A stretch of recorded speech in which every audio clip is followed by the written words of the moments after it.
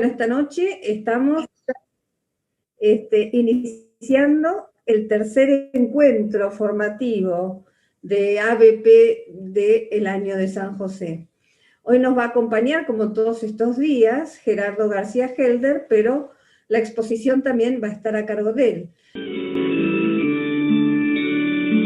Duerme José, duerme José, Señor en la noche, varón de fe. Duerme José,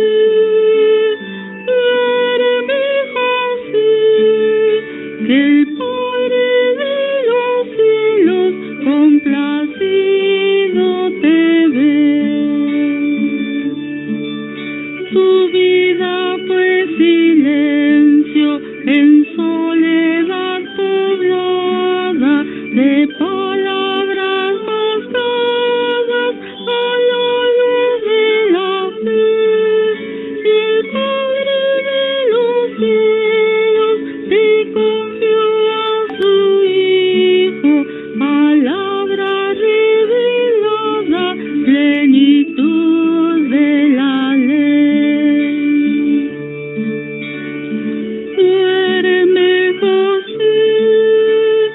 Duerme José, Señor en la noche, varón de fe. Duerme José,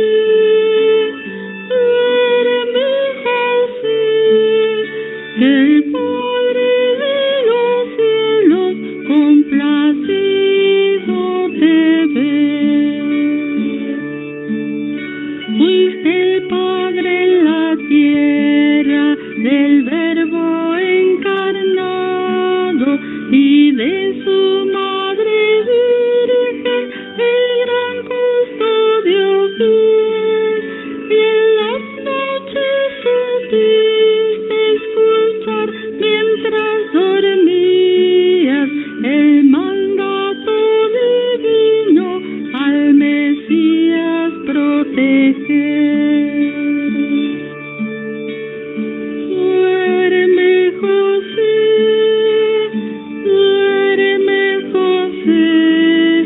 Señor en la noche, varón de fe.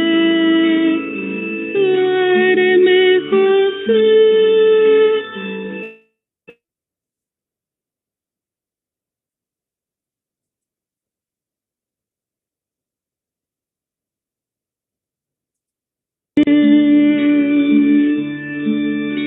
Hoy te pedimos, Padre, dormir como dormías, el corazón velando la santa voluntad, para seguir tus huellas tras Jesús y María, y el Padre nos bendiga por la eternidad. Duerme José, Señor en la noche, varón de fe. Duerme José,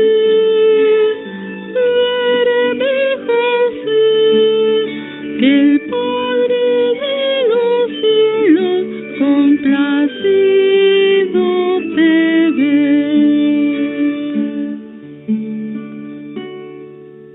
Estamos con Gerardo García Helder, magíster en Sagradas Escrituras, director del Departamento Nacional de Animación y Pastoral Bíblica de la Conferencia Episcopal Argentina, quien va a estar a cargo del encuentro de hoy, que se llama Los Sueños de José. Así que los dejo con él.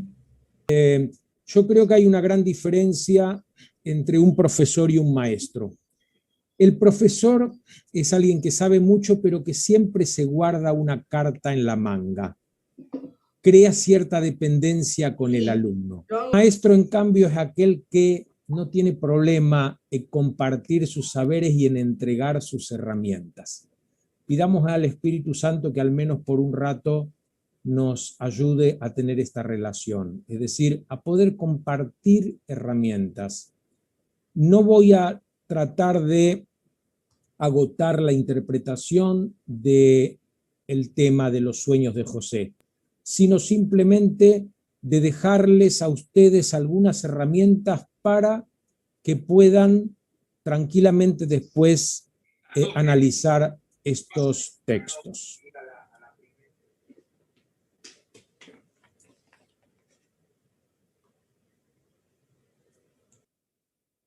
El Papa en su carta Patris Corde dedica un espacio bastante importante al tema de los sueños de José. Vemos la diapositiva. Bueno, prerelatos. Nosotros ya sabemos que los relatos, cualquier relato en realidad, pero nos estamos refiriendo a los relatos del Nuevo Testamento, siempre tienen una prehistoria, es decir, las palabras que se usan son palabras que ya tienen una significación en la cultura que las utiliza. En el caso de estos relatos, los prerelatos son fundamentalmente textos que aparecen en el Antiguo Testamento. Por eso lo primero que tenemos que tener en cuenta es estos relatos.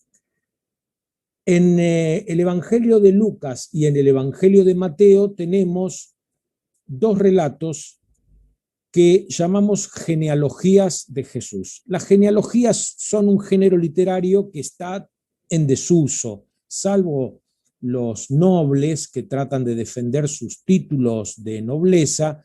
Hoy día nadie usa genealogías.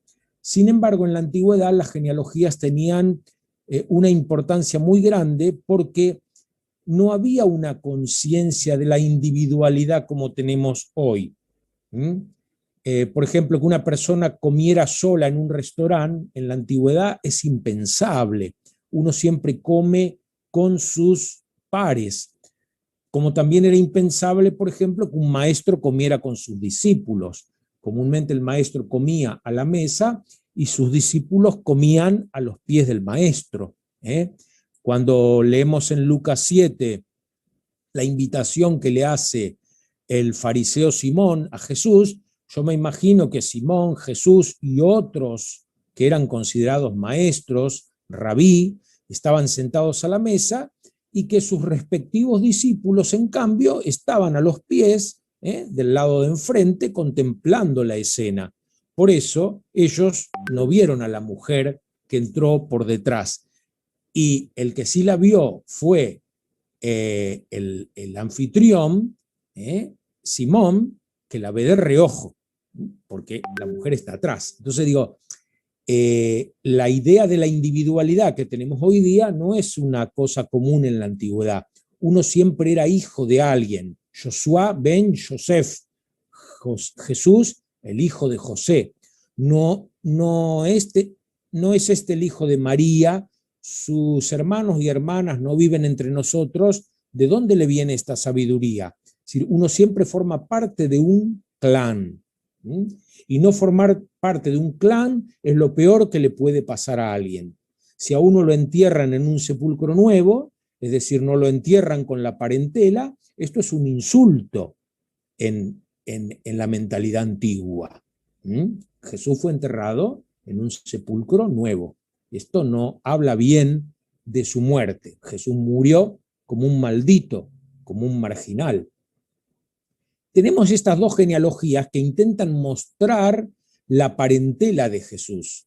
Lucas, que la remonta hasta Adán, y Mateo, que simplemente se queda en Abraham, porque como Mateo es un libro destinado a judíos, no sabemos si a judíos cristianos, es decir, a judíos que habían aceptado a Jesús como el Mesías, o a judíos que todavía no lo habían aceptado, pero sí la mayoría de los exégetas hoy día dicen que Mateo está destinado a los judíos, por eso va simplemente hasta Abraham, porque lo que pasa antes de Abraham al judaísmo mucho no le interesa. Fíjense ustedes que Adán después del capítulo 4 del Génesis, recién va a aparecer en la genealogía de Lucas. En todo el Antiguo Testamento nunca más se vuelve a hablar de Adán, porque Adán es lo que nos emparenta a todos los seres humanos. Y el pueblo de Israel se sentía el pueblo elegido, por eso iba a su primer eslabón. Abraham, sal de tu tierra y ven a donde te mostraré. En la genealogía de Lucas, José es hijo de Elí, pero en la genealogía de Mateo, José aparece como hijo de un tal Jacob. Cuando un judío o alguien que viene de esa cultura escucha José, hijo de Jacob, enseguida va a recordar al José del Génesis, porque ese José también era hijo de Jacob, era el hijo preferido de Jacob. Por eso sus hermanos le tuvieron envidia y lo vendieron a los mercaderes egipcios que lo pusieron en situación de esclavitud, ¿se acuerdan ustedes? Al servicio de Putifar, la mujer de Putifar lo quiso tentar, él escapó, la mujer lo acusó falsamente, fue a parar a la cárcel, estando en la cárcel discernió sueños del copero y el panadero de Faraón, que también estaban encarcelados, y ellos, una vez que fueron liberados, y Faraón tuvo los sueños de las vacas gordas y las vacas flacas, recordaron a José y le dijeron, nosotros conocemos, mejor dicho el panadero, ¿no? Porque el copero, el Faraón lo mandó matar, conozco a uno que interpreta sueños, José le interpreta sueño y esto le va a valer a José ser nombrado administrador de los bienes de Faraón y va a terminar siendo virrey de Egipto. Entonces, esta historia de José hay que tenerla presente como un prerelato. Seguimos entonces. Los sueños que nos cuenta Mateo de José son 4. También los sueños son un género literario, son un género literario de la antigüedad. El primer sueño dice, este fue el origen de Jesucristo. María, su madre, estaba comprometida con José y cuando todavía no habían vivido juntos, concibió un hijo por obra del Espíritu Santo. Esto hasta el momento, ¿quién lo sabe? El narrador. El narrador.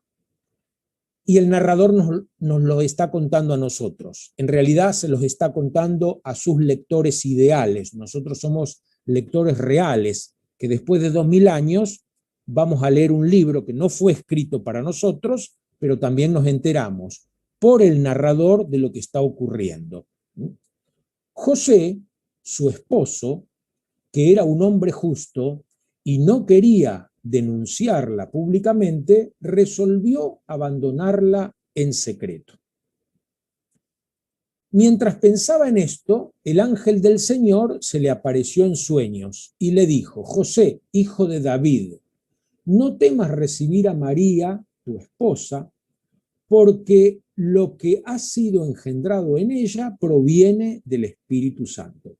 Ella dará a luz un hijo a quien pondrás el nombre de Jesús, porque él salvará a su pueblo de todos sus pecados.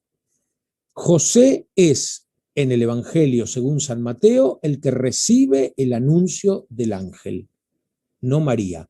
Según Mateo, María aparentemente no se da cuenta de que está embarazada.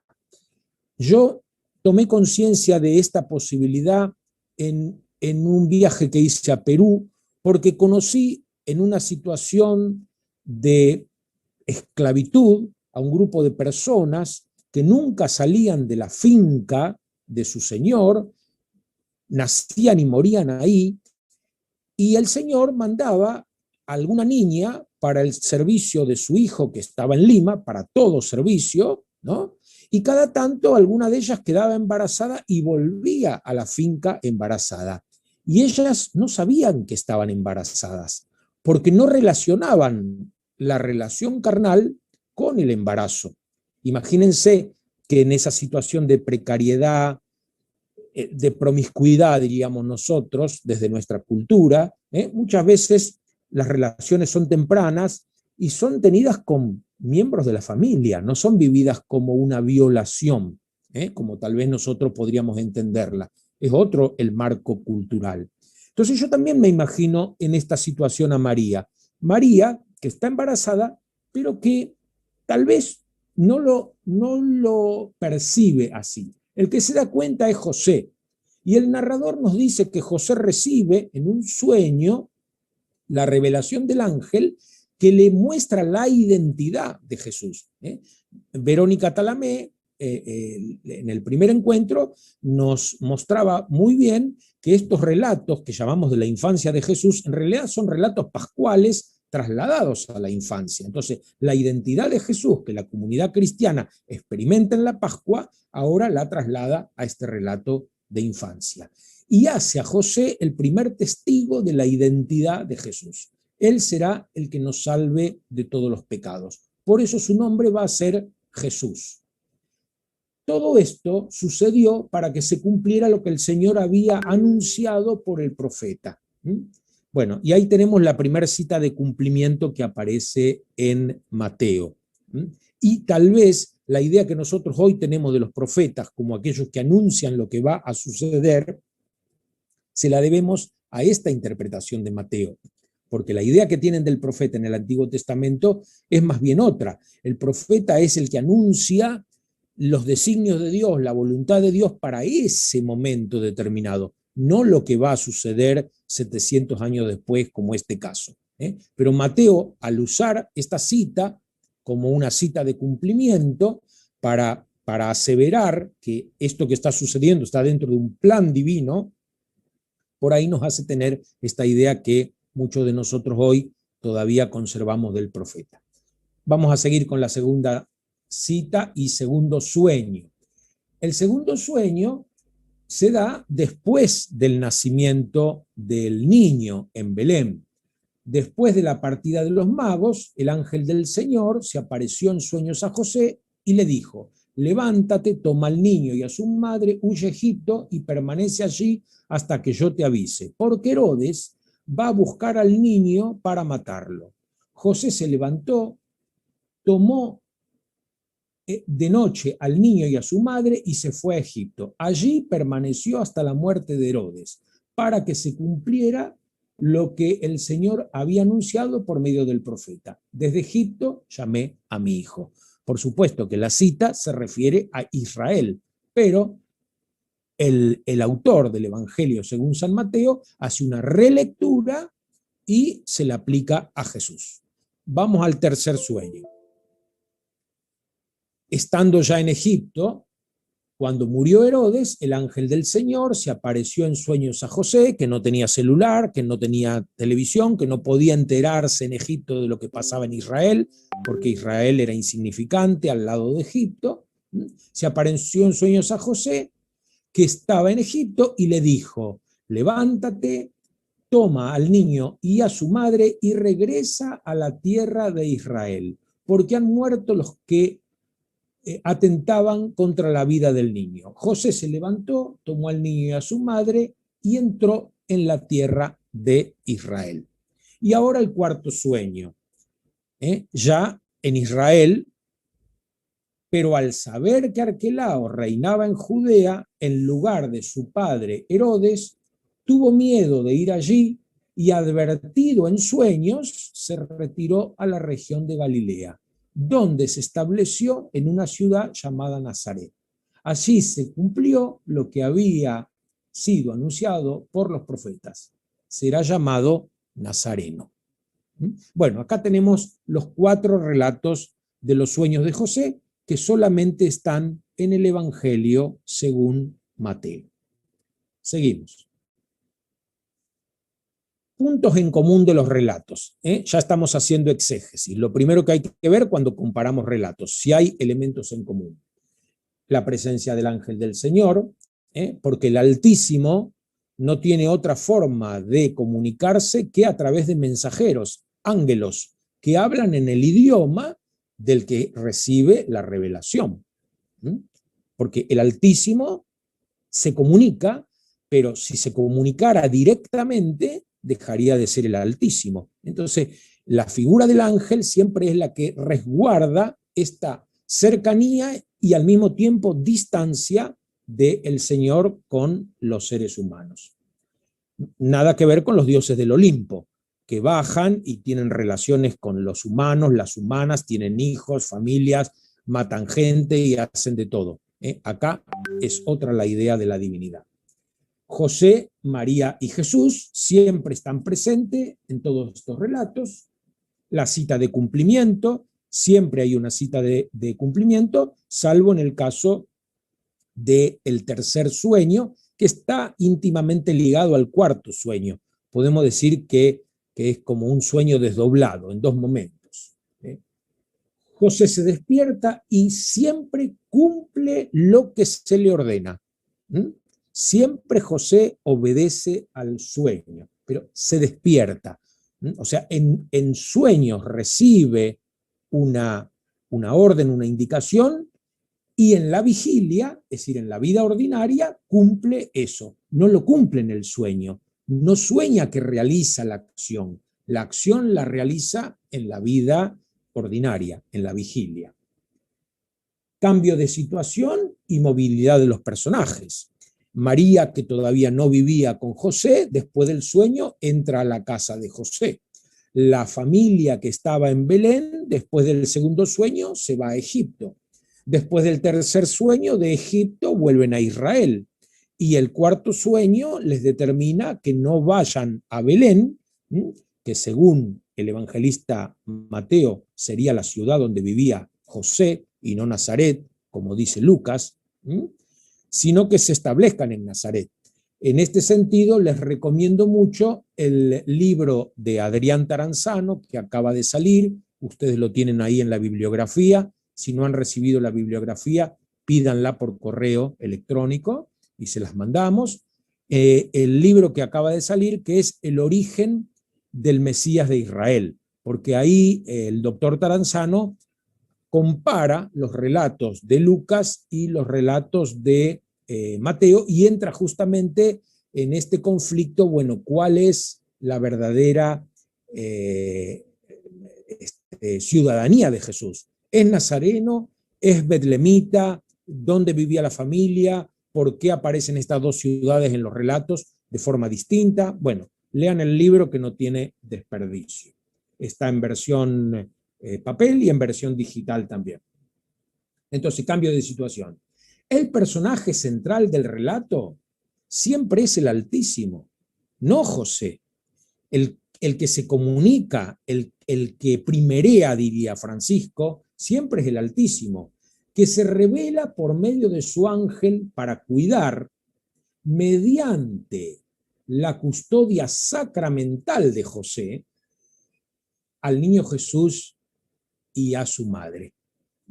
Así como nosotros cuando leemos las Sagradas Escrituras tratamos de escuchar la palabra de Dios que trasciende y supera al texto, así también José hace de custodio, pero en realidad el verdadero custodio, el verdadero protector, el verdadero padre, ¿quién es? Dios, el Altísimo. Seguimos.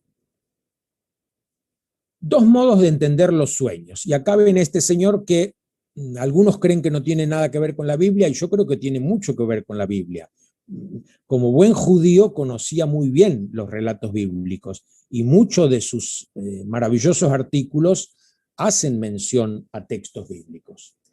Pero Freud puso una cuña entre la forma antigua de entender los sueños y la forma de entender los sueños propia de la modernidad. Y acá tenemos el conflicto que se nos crea a nosotros, personas que vivimos en la modernidad, y peor aún, en la modernidad tardía. Algunos hablan de posmodernidad, yo prefiero decir modernidad tardía, porque todavía estamos dentro de la modernidad. Y el hombre antiguo. El hombre antiguo tiene otra forma de percibir los mismos fenómenos. El hombre antiguo soñaba y nosotros soñamos. El hombre antiguo le daba importancia a los sueños y nosotros también le damos importancia a los sueños. Pero para el hombre antiguo, para el pensamiento antiguo, El sueño siempre es una revelación trascendente. Son los dioses, es la divinidad, es Yahvé, o son los demonios los que se comunican a través de los sueños. El soñante es pasivo, el soñante recibe un mensaje a través de los sueños. A veces logra interpretarlo, la mayoría de las veces va a necesitar de videntes, de chamanes, de sibilas, de personas que interpreten los sueños, como el José del Génesis. En cambio, para Freud, el sueño, como los síntomas neuróticos, son elaboración del inconsciente, es afloración del inconsciente, es trabajo del sujeto. El sueño no viene de afuera, sino que el sueño viene de adentro. Yo les recomiendo vivamente leer el libro La interpretación de los sueños de Freud. Hay 2 libros de muy fácil lectura de Freud, La interpretación de los sueños y Psicopatología de la vida cotidiana. Creo que los 2 pueden ser una lectura muy interesante para los que nos interesamos por las cuestiones religiosas, porque tienen mucho que ver con nuestro comportamiento religioso. Entonces, para Freud, el sueño y la elaboración del sueño y la interpretación del sueño tienen que ver con el sujeto. Lacan va a decir que el psicólogo es el sujeto de supuesto saber, es decir, cuando uno va a ver al psicólogo, va pensando que el psicólogo sabe algo, pero el psicólogo lo único que sabe es que el verdadero conocimiento, aunque de forma inconsciente, lo tiene el paciente. Entonces el psicólogo tiene que hacer, como la partera, un trabajo para ayudarlo a salir. Estos días yo justamente estaba pensando esta imagen de la partera, porque me acordé que yo nací ayudado por forceps. Si no hubiera sido por eso, no sé si estaría ahora dando la charla. Alguno hubiera deseado eso, tal vez, no sé. Pero yo necesité de esos forceps para salir. O sea que mi primer contacto con la realidad fue duro y frío. Pero por suerte después hubo unos brazos tiernos, cálidos, que me cobijaron, los de mi madre, los de mi padre, los de mi familia. Entonces, también en la vida de fe, muchas veces el primer momento puede ser duro y frío, pero después nosotros siempre necesitamos de una comunidad maternal, tierna, para que nos ayude a crecer. Porque nadie quiere permanecer en una comunidad que no sea así. Entonces, queda claro las 2 ideas del sueño, ¿no? Una cosa es cómo piensa el antiguo acerca del sueño y otra cosa es cómo pensamos los que seguimos las ideas del psicoanálisis de Freud. ¿Qué más? Estímulos y fuentes del sueño según Freud. Fíjense qué interesante lo que dice este hombre en el 1900, o sea, hace 120 años atrás. Lo que ha de entenderse por estímulos y fuentes del sueño puede ilustrarse recordando el dicho popular: los sueños vienen del estómago. Qué interesante, porque para la Biblia los sentimientos vienen del estómago. Las entrañas, el corazón no es el lugar de los sentimientos para la Biblia. El corazón es el lugar del conocimiento. Por eso Salomón pide un corazón sensato, para saber discernir. Las entrañas es el lugar del sentimiento. Ya me imagino que ustedes empiezan a hacer conexiones, ¿no?, con los relatos de Mateo. Ese José que tiene sentimientos en su estómago, que tiene un nudo en el estómago, y por eso sueña. Tras la fachada de estos conceptos se oculta una teoría que aprehende los sueños como la consecuencia de una perturbación en el dormir. No se hubiera soñado si algo perturbante no hubiera surgido en el dormir. Y el sueño es una reacción frente a esa perturbación. O sea, al sueño siempre lo precede una perturbación, según Freud. Y en este libro, La interpretación de los sueños, van a ver cómo él va desarrollando al menos 4 tipos de perturbaciones. Y después nosotros lo podemos comprobar en nuestra propia vida. ¿Nunca les ha pasado a ustedes que, por ejemplo, se les llena la vejiga mientras están durmiendo? Ustedes no son conscientes de eso y están soñando, no sé, con un incendio y tienen que apagar el incendio. O sea, algo líquido tiene que salir para apagar el incendio y se despiertan y se dan cuenta que tienen que levantarse de la cama, ¿no? Bueno, eso es un estímulo corporal, por ejemplo, pero hay estímulos que también son subjetivos, son afectivos. Cuando uno ha perdido un ser querido y lo sueña durante el duelo. Bueno, les dejo esto para que después lo lean tranquilos, pero miren lo que yo pongo abajo, parafraseando el logión de Jesús, el dicho de Jesús según el Evangelio de Mateo, podemos decir que de la abundancia del corazón hablan los sueños. Mateo dice que de la abundancia del corazón habla la boca, pero también nosotros podríamos decir que de la abundancia del corazón, porque nosotros ponemos los sentimientos en el corazón, o la conciencia en el corazón, de la abundancia de lo que ahí hay, va a surgir el sueño. Cuando vemos la otra diapositiva, cuando Freud trabaja esto de los sueños, dice que comúnmente nosotros tomamos elementos, restos diurnos, o sea, los últimos acontecimientos del día, lo tomamos y eso nos sirve para disfrazar de algún modo el inconsciente, porque el inconsciente no termina de salir del todo en el sueño. Cuando uno relata el sueño, cuando uno reconstruye el sueño, uno cree que está contando lo que realmente soñó, pero en realidad no tenemos pruebas de que lo que contamos sea la verdad. El recuerdo del sueño ya está lleno de consciente, y el inconsciente para Freud no es lo que no se recuerda. El inconsciente es lo que no se quiere recordar, o sea, lo que se está reprimido, y aflora, pero enseguida con el consciente lo volvemos a tapar.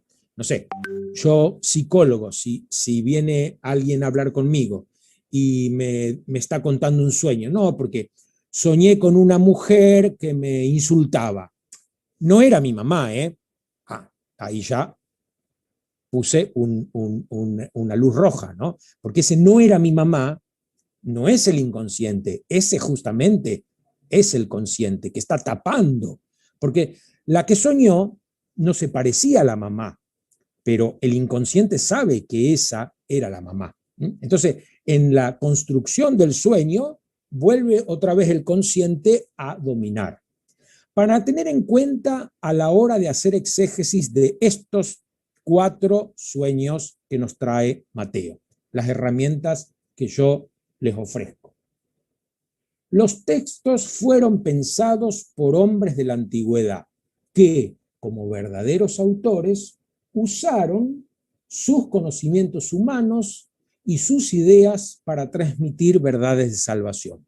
O sea, el objetivo del relato es transmitir una verdad de salvación mediante imágenes, figuras propias de esa época. Por tanto, lo que Mateo o el autor de Mateo nos está transmitiendo es que José recibió una revelación a través de los sueños.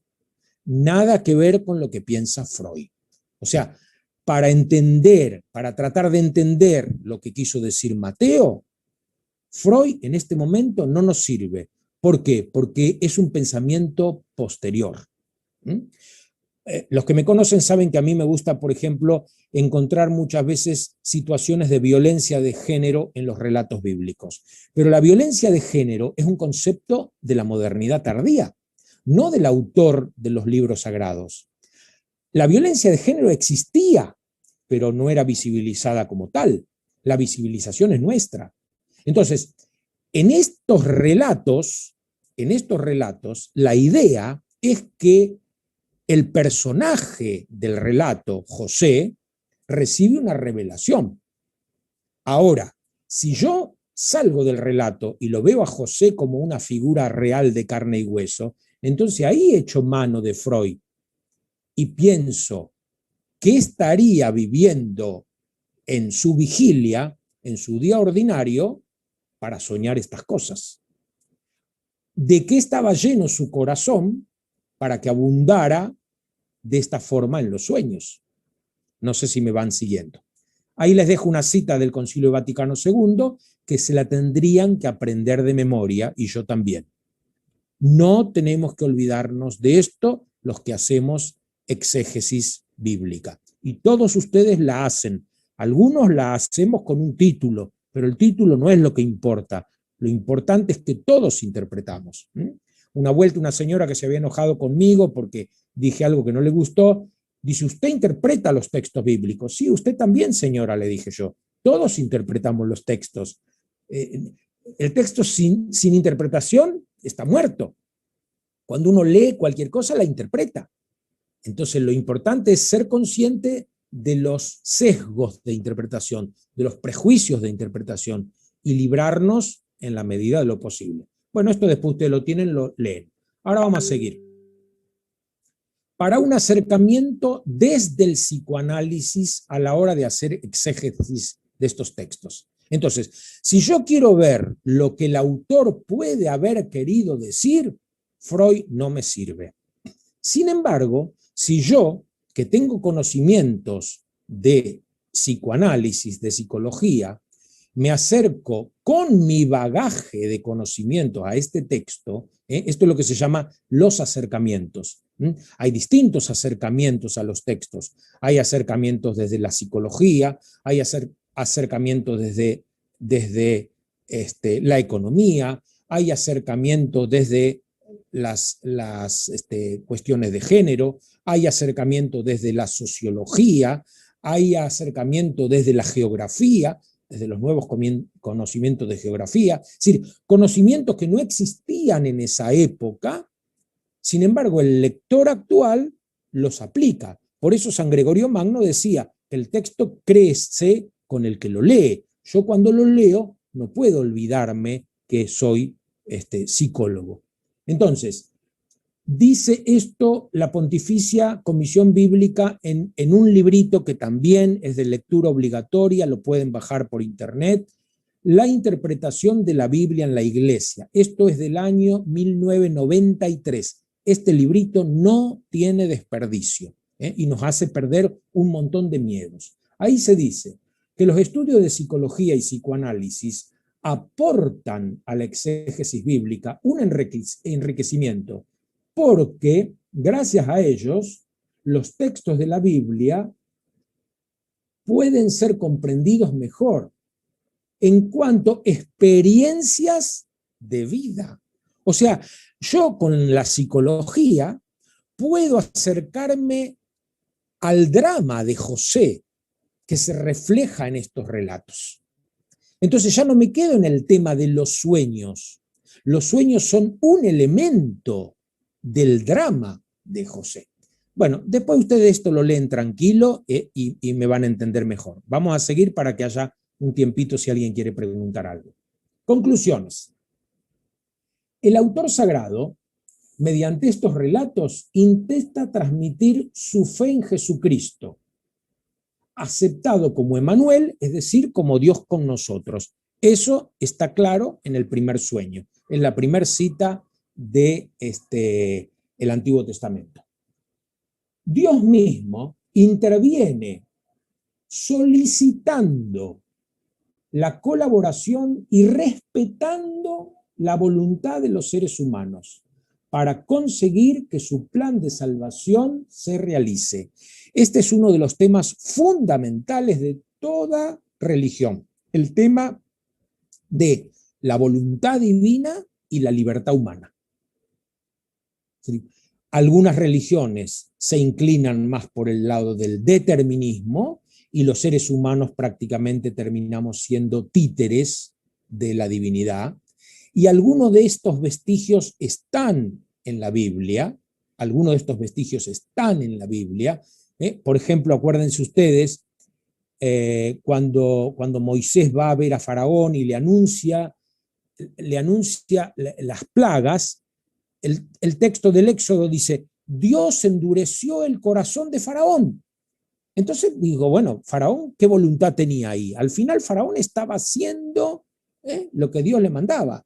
Y en el Nuevo Testamento, cuando a Judas se le dice, lo que has de haceroslo pronto, parece como que también hay una determinación ahí. O sea, siempre hay una fluctuación entre la idea de un Dios que maneja totalmente los designios y el tema de la libertad humana. Yo esto lo resolví de algún modo haciendo la experiencia del germinador cuando iba a la escuela primaria. Estaba germinando un poroto y movía el frasquito de vidrio con el secante, la arena, ¿no? Ponía algo para que no se caiga la arena y el tallo daba vuelta y volvía para arriba y la raíz daba vuelta y volvía para abajo. Y lo volvía a dar vuelta al frasquito y otra vez, siempre la raíz para abajo, siempre el tallo para arriba. La ley del geotropismo positivo y negativo. Así entendí el tema de la voluntad de Dios y la voluntad humana. La voluntad de Dios es el geotropismo positivo, siempre para arriba. La voluntad humana podrá torcer el frasquito, pero la gracia triunfa sobre el pecado. Dios siempre tiene la última palabra. Entonces, en estos relatos se muestra a Dios que tiene la última palabra y que tiene el control de los acontecimientos, pero que quiere contar con la colaboración voluntaria de sus agentes, en este caso, José. Dios podría salvar directamente al niño y a su madre, sin embargo, le confía esto a José y se lo confía a través de los sueños. José, con una nueva forma de justicia, ¿se acuerdan que la primera vez que se habla de José se dice José, varón justo? Pero si José era varón justo según la idea de justicia que se tiene en ese momento, que es una justicia bastante similar a la ley del talión, ojo por ojo, diente por diente, José no puede hacerse cargo de un hijo que no le pertenece.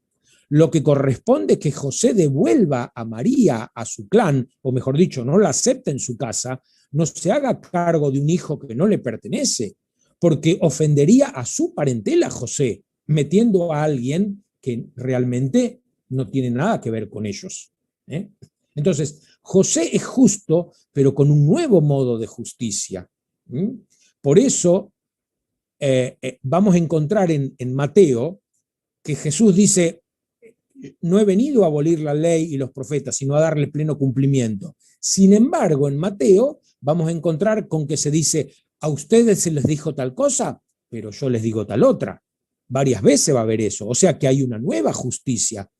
A ustedes se les dijo, amen a los amigos y odien a los enemigos. Yo les digo que no, eso no puede ser. Entonces, hay un cambio en la idea de justicia, y esto ya Mateo lo pone en los sueños de José.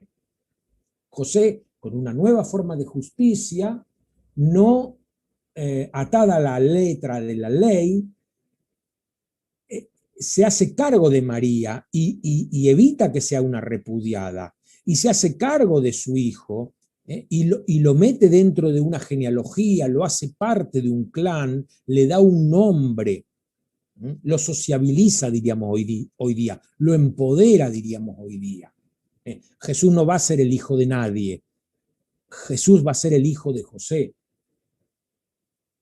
Salva la vida del niño de las garras de Herodes y lo protege luego de la posible violencia de Arquelao, con astucia, porque José está volviendo para Israel y ahí cuando se entera que Arquelao sucedió a Herodes, dice, no me conviene volver a Judea. Y en sueños se le confirma lo que él ya más o menos había decidido. Y si logramos leer el texto de Mateo sin mezclarlo con otros libros, sobre todo con los 2 primeros capítulos del libro de Lucas, en donde se nos narra la anunciación a María, si logramos hacer esto, entonces por ahí nos vamos a poder acercar al drama de José con el que Mateo nos quiere conectar. Porque si nosotros tenemos un cóctel con los dos libros, el otro día Verónica decía que nosotros tenemos que tener en cuenta todos los textos que hablan de José para tener una idea de José. Y tiene razón, estoy de acuerdo. Sin embargo, para hacer una primera lectura exegética, yo creo que no hay que irse del texto que estamos analizando. Entonces acá hay que olvidarse de la anunciación a María. Acá hay que pensar en un José que descubre el embarazo de su esposa y que como hombre lógico que es, dice, alguien le hizo un hijo, entonces yo no me puedo hacer cargo de un hijo que no me pertenece. Y ahí sí necesita una revelación de Dios que le diga la identidad de ese niño. Y ahí tenemos la primera revelación en el Evangelio de Mateo de la identidad de Jesús como hijo de Dios y no de un pariente de María. Y José se hace cargo de eso. ¿Se entiende lo que quiero decir? Entonces, para entender ese drama de José, tenemos que olvidarnos de otros relatos, ni que hablar de los relatos de los evangelios apócrifos, ¿no? En esto les recomiendo la lectura del libro José, esposo de María, del cardenal Rabasi, en donde tiene como apéndice un apócrifo de José el carpintero, que es muy interesante. Ahí cuando van caminando a Egipto, María tiene ganas de comer un coco y la palmera se inclina y le da el coco a María en la mano. Bueno, todas esas historias que a mucha de nuestra gente les encantan, más que los evangelios, en los evangelios canónicos no están. Seguimos, porque ya estamos en la oración. Ya les di todas las herramientas. Soy un carpintero sin herramientas, me quedé sin tenaza. Voy a tener que salir ahora a pedirles a ustedes que me presten. Así que ahora no tengan miedo, interpreten estos hermosos pasajes. Y oremos juntos con un párrafo del Salmo 4. Si quieren pueden poner los micrófonos y juntos hacemos esta oración. Respóndeme cuando te invoco, Dios mi defensor. Tú que en la angustia me diste un desahogo, ten piedad de mí y escucha mi oración. Tiene la felicidad y la luz de tu rostro, Señor, se ha alejado de nosotros, pero tú haces corazón más alegría, la alegría y el vino, y encuentro en paz y felicidad, porque solo tú aseguras mi descanso. Y terminamos con la última diapositiva. El San José que me acompaña. Solo en Dios descansa mi alma, en Él me viene la esperanza.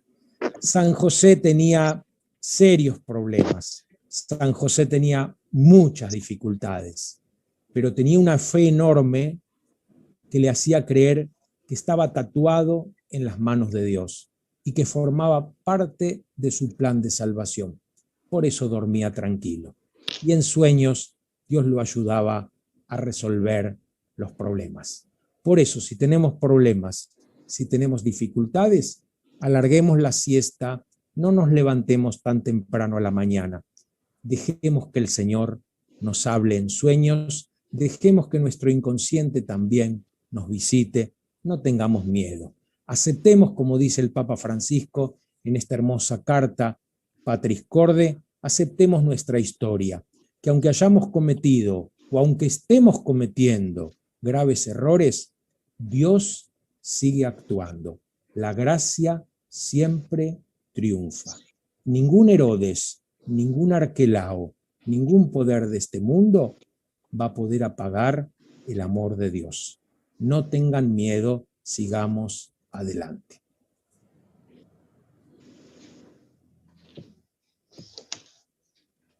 Gracias. Amén.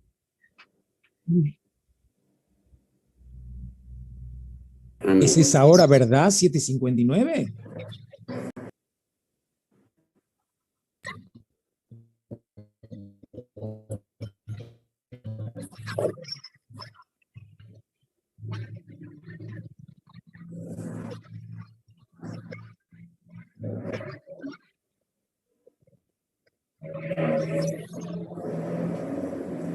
Háganle las preguntas al texto, anímense, agarren las herramientas, no tengan miedo, arriesguen.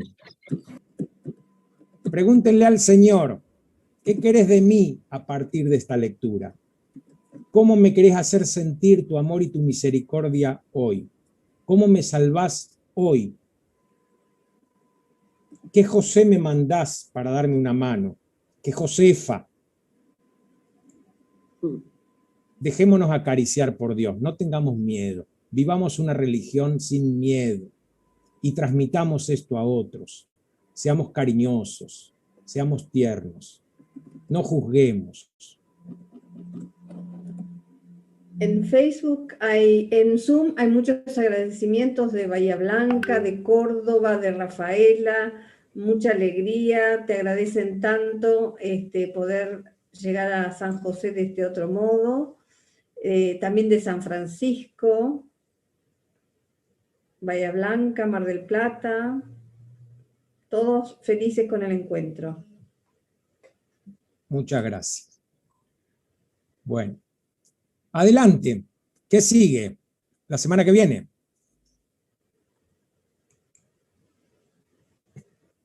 También.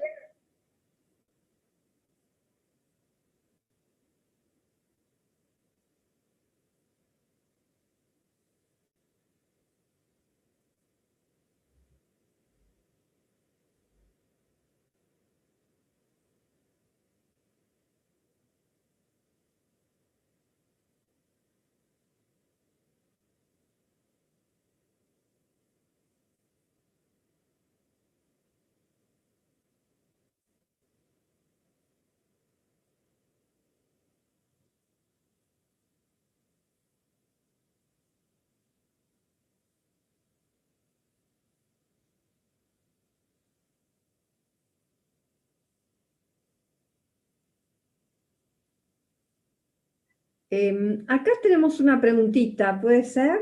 Bueno. Dice, si los sueños son la floración del inconsciente, ¿cómo se explica la realización concreta de muchos de ellos? ¿Es que la persona humana puede anticipar situaciones? Bueno, acá yo diría que hay muchas líneas de interpretación. Muchísimas. Una, la de la psicología, pondría en duda enseguida. No nos olvidemos que Freud es uno de los padres de la sospecha, ¿no? Entonces pondría en duda, porque en realidad, cuando uno tiene una experiencia, un acontecimiento en la vida, dice, pero esto yo lo soñé, o el famoso déjà vu. Ahora, ¿quién me garantiza que verdaderamente yo lo haya soñado o que tenga una experiencia en ese momento de haberlo soñado? ¿Se entiende lo que quiero decir? Entonces, por el lado del psicoanálisis, no. Hoy día hay quienes hablan de que el presente, el pasado y el futuro conviven, que la idea que nosotros tenemos de que son cosas separadas es algo cultural. Y entonces que nosotros estaríamos viviendo al mismo tiempo presente, pasado y futuro. Entonces a veces como que se mezclarían. Esas son teorías, ¿no? Yo las respeto. Y también tenemos lo otro, o sea, podemos seguir pensando como hombres antiguos. Me acuerdo que hace un tiempo me hicieron un reportaje en una radio acerca del tema de los milagros, los milagros de Jesús. Entonces yo decía, nosotros no analizamos los milagros de Jesús. Nosotros los biblistas analizamos relatos de milagros, porque no tenemos contacto directo con la acción milagrosa. Tenemos contacto mediado por el relato. Entonces, nuestro análisis es un análisis muy humilde del relato.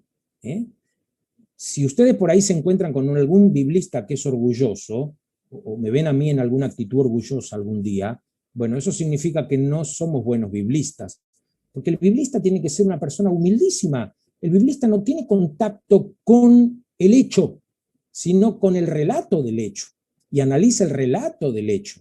Por supuesto que después cree en aquel al que el relato se refiere. O sea, yo no creo en el papel de la Biblia, yo creo en el Dios que se manifiesta en la Biblia.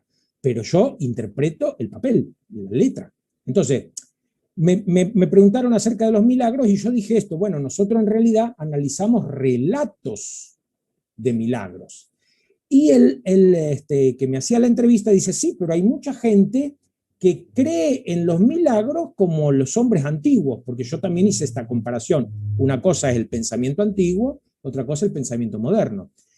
Y yo le respondí, claro, es que en nuestra cultura actual conviven continuamente personas de la antigüedad con personas medievales, con personas de la modernidad, con personas de la modernidad tardía, y nosotros mismos, en nuestra misma persona, tenemos muchas veces de estas cosas. No sé, en mi casa, que tengo la suerte, tengo el privilegio de que almorzamos juntos los que estamos en casa, yo ocupo siempre la cabecera. Esto es algo que no tiene que ver con la modernidad tardía, en donde los lugares fluctúan. Ya no usamos mantel grande, usamos individuales. Esto ya es una forma de entender lo que es la mesa. Para el hombre antiguo la mesa tiene que ver con algo sagrado. Por eso cuando Jesús se sienta a la mesa con pecadores, se convierte en un pecador, entra en comunión con ellos. Y esto escandaliza a los fariseos. ¿Se entiende? Hoy día nosotros vemos que Jesús se sentaba con los pecadores y decimos, ¡qué misericordioso! Pero no era lo que ellos interpretaban. Ellos interpretaban, ¡qué pecador! Come con pecadores, anda con mujeres de mala vida. Entonces, este es el trabajo que tenemos que hacer nosotros. Qué linda la pregunta, porque es una sensación que muchas veces tenemos, pero esto yo ya lo soñé, pero esto yo ya lo viví, pero esto alguien me lo dijo. Podría ser, ¿por qué no? Y también yo creo que mucha gente tiene poderes que desde la psicología llamaríamos paranormales, no son anormales, son paranormales, o sea, son cosas que no se dan todos los días. Pero hay personas que tienen ciertas percepciones. Yo, por ejemplo, a mi esposa muchas veces le hago caso cuando ella me dice, cuidado con esa persona. Yo soy muy ingenuo, pero ella tiene una percepción, no sé si le verá la aura o qué le quieren decir ustedes, pero yo ya les voy creyendo. Después de 28 años de vivir juntos, le voy creyendo porque muchas veces acertó. Entonces, bueno, no tengan miedo de interpretar, de arriesgar ideas. No tengan miedo a la modernidad. No nos va a hacer perder la fe. No. Bueno, espero no haber confundido. Estos días, entre otras cosas, me dijeron que yo soy una persona que tiene mucha confusión y confundo a los demás. Así que estoy ahí con esa espina clavada en el corazón. Gerardo, sin embargo, le están mandando saludos desde Paraguay, José, que está en Ciudad del Este y está feliz de escucharte. Y también nos piden el otro título del libro de Freud. Piden los dos, pero bueno, uno era la interpretación de los sueños y el otro psicopatología de la vida cotidiana. Ahí es donde Freud habla de los lapsus. Cuando uno se equivoca, cuando uno está hablando y se equivoca. Una vuelta me vino a ver alguien a mí como psicólogo y una hora entera me estuvo hablando un discurso impecable, impecable el discurso. Entonces cuando terminó me dice, bueno, ¿tiene algo para decirme? Le digo, no, la verdad que no. Dice, ¿por qué? ¿Dije algo que está mal? No, al contrario, dijo todo tan bien que no tengo de dónde agarrarme, porque el psicólogo está con el oído atento a ver cuando aflora un lapsus, una palabra fuera de lugar, un movimiento extraño, y entonces ahí dice, acá afloró lo inconsciente, y empieza a hacer el trabajo, ¿no? O sea, ayuda al paciente a que él mismo se interprete, porque la interpretación no viene de afuera. El psicólogo no debe interpretar, el psicólogo debe ayudar al paciente a que él se interprete. El psicólogo no debe dar consejos. Ese es un counselor.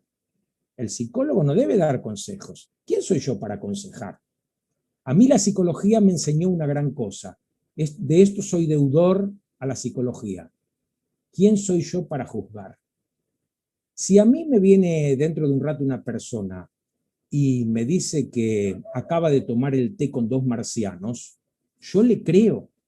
No pongo en duda lo que me está diciendo. Yo analizo su relato. Por ahí le voy a hacer esta pregunta. ¿Los marcianos la hicieron sufrir? No, son amorosos. ¡Ay, qué suerte! Cuando pueda me los presenta, por favor. Porque yo trabajo sobre el sufrimiento, no sobre las ideas que tiene la gente. Si a mí me viene a ver una persona que no cree en Dios, como analista no le puedo insistir que crea. Distinto es si me vienen a ver como teólogo. Por eso hay que ver cómo me vienen a ver. Por la duda no me vengan a ver.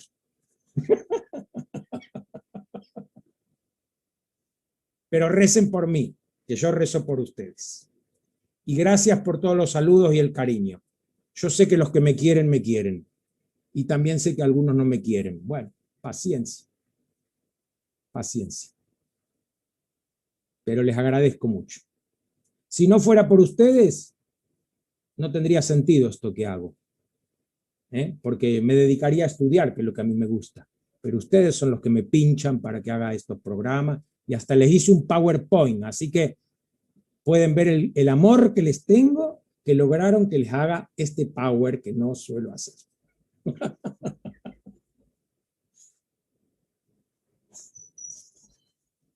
Muy lindo el PowerPoint. Un honor habértelo pasado. Gracias. ¿Qué haríamos sin las mujeres? Bueno. Ya llegando sobre el final, tenemos el buen hábito de irnos con una bendición. Así que no sé si habrá alguien que desee hacerla, puede también ser un laico. Algunos de Paraguay que son especialistas en bendecir.